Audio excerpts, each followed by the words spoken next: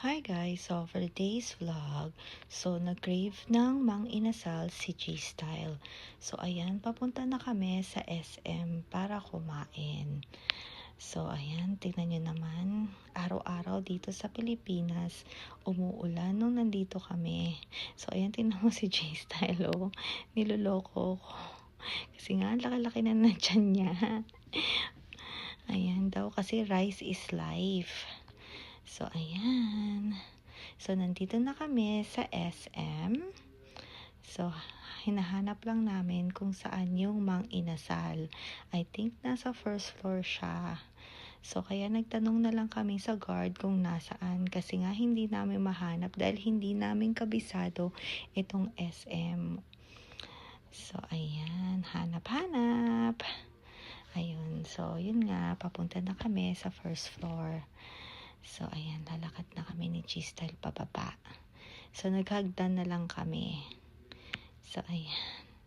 Diba? Mukhang gutom na rin si G-Style. At excited na rin siyang kumain ng mang inasal. At banda dito sa baba ay merong event. So, ayan, napaka-colorful. I think mga ballerina sila. Gusto ko pa sanang manood, pero ayan nga, dahil nga gusto na talagang kumain ni G-Style sa mang inasal. Kasi masarap naman talaga yung chicken nila dito. So, ayan na si G-Style, nakapila na. So, iniisip na niya kung anong o-orderin niya. So, sabi ko sa kanya, siya nang bahalang umorder para sa akin. At dito pala, merong unlimited rice. So, may option din pala kung gusto mong unlimited rice. Pero hindi yun ang kinuha ni G-Style. So, tig-isang rice lang kami. So, Java rice yung in-order niya. So, ayan na. Finally, nandito na yung in-order namin. So, ayan, yung chicken, inasal, yung Java rice, lumpia, ayan. And then, ayan, nilalagyan na ni G-Style ng chicken oil, yung chicken namin, pati yung barbecue na rin. At dumating na rin ang ating mga kuya, si Kuya Mikel, si Kuya Raf, at si Kuya Gab. Ayan. So, magkakapilang kami dahil nga busog pa rin daw sila. Ayan, so sabi nila, magkape na lang kami dito sa Handrift Coffee. So, ayan, tinitingnan namin kung anong coffee meron sila. At meron din pala ditong nagpi-pickleball. Usong-uso pala ang pickleball dito. Ayan, may competition sila dito. Napakalaki nitong SM na to. Dati maliit lang to, pero nagulat ako, ang lawak na. Next time, gusto ko ring maglaro ng pickleball para ma-experience ko naman. Kasi dati rin naman, marunong ako mag-badminton. Ayan, hindi lang ako nakapaglaro ng tennis, pero badminton. So, ayan. So, kayang-kaya ko yung pickleball. So, abangan nyo yan guys sa susunod na uwi namin. Baka makapaglaro na ako ng pickleball. So, ayan. Si Kuya Gab, nakakatawa. So, hindi coffee yung in-order ko. So, ginaya ko na lang si G-Style. Itong laging in-order din naming tea sa Japan. So, ayan. And then, nag-order din sila ng dessert. So, antayin lang natin dumating yung in-order ng mga kuya. So, ayan. So, kami ni G-Style ay tea at ang Kuya Gab at Kuya Rafael. So, umorder sila ng coffee. Pero sabi ni G-Style, try din nila tong fruit tea na in-order namin. And then, eto na yung supply na in-order nila. Kasi sabi ni G-Style, itry nila. Dahil lagi namin itong in-order sa Japan, sa Ox Bacanels. Yan. So, ayan. Tapos na kaming mag-coffee and mag-dessert. Lumipat naman kami sa Opus Mall kasi nandun si Kuya Pao at si Ate Maika at si Kuya Christian at si Ate Iya. So, ayan. So, galing sila ng Hong Kong kasi doon nila sinelebrate yung birthday ni Ate Iya sa Disneyland Hong Kong. So, ayan. Naantay pa namin yung mga ibang in-order namin pero dumating na yung halo-halo na in-order ko. So, ayan, si Ate Iya, ang saya-saya. Pinapakita niya sa akin yung new toy niya. So, ayan, binubuksan na niya yung box.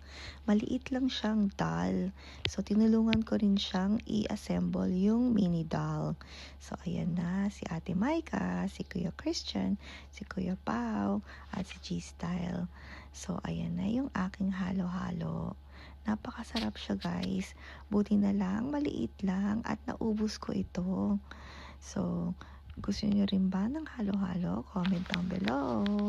At ito na yung in-order na, I think sinigang ito. Ayan. And then, crispy pata. Ayan, pangpabata. Ayan, tuwan-tuwa si Kuya Pao dahil meron kaming crispy pata. And then, may mga dumating pang ibang order. So, ayan. Hindi ko alam to, guys, eh. Comment down below kung alam niyo tong in-order nila. So, nakikain lang ako konti dahil nga medyo busog pa rin ako. Pero halos naubos ko talaga yung halo-halo. So, ayan na yung rice. Dumating na. Ayan. I think ito ay lechon. Ayan, lechon kawali. Ayan. So, and then, inaantay lang namin si Kuya Pao kasi nga babalik na sila ng Pampanga. Dahil alam namin pagod na rin sila dahil nga from Hong Kong dumiretso sila dito para lang makita kami bago sila bumalik ng Pampanga. So, ayan.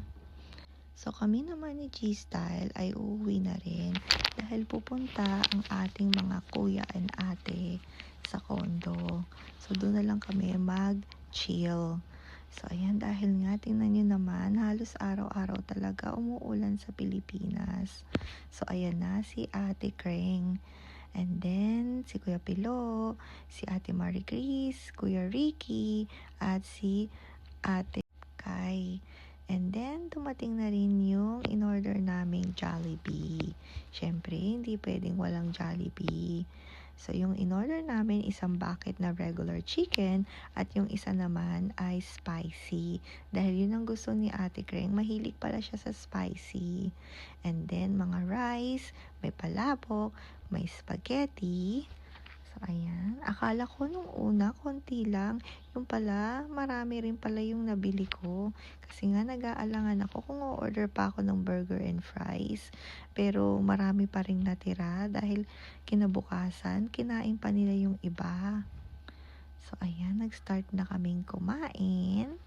So, ayan na sila. O, diba? Ang saya-saya pag magkakasamang kumain. Ayan na si Kuya Rene. Si Ate Marie Chris. Ayan, ang saya-saya namin dahil nga sabay-sabay kaming kumain. At nag-order din pala ako ng burger steak. So, ayan, si Kuya Pilo nanonood ng TV. So, ito na yung palabok. Ayan, family size. And then, yung spaghetti, syempre family size din yan. Ayan na kami, nanonood kami ng TV. So, nakalimutan ko ano pinapanood namin. I think Batang Quiapo. Dahil nga gustong-gusto nila manood ng Batang Quiapo katulad ni G-Style. So, ayan na sila. Si Ate Kreng, si Kuya Pilo. So, ayan, lahat sila talagang tutok na tutok sa TV. At si G-Style. So, ayan na sila, si Kuya G-Style at si Kuya Rene. Mukhang seryoso ang lahat na nanonood at nagsi-cellphone. So, ayan na, guys. So, nagplan din pala kaming mag-swimming kaso gabi na. Pero dito naman sila mag-overnight kasi nga kinabukasan mag-church kami. Doon kami sa Opus Mall mag-church. Kasi nga mag-offer kami ni G-Style. So, naka-assign kaming mag-offer sa mass. So, ayan. Maya-maya matutulog na rin kami. Alright guys, thank you guys for watching. See you guys next time. Bye guys!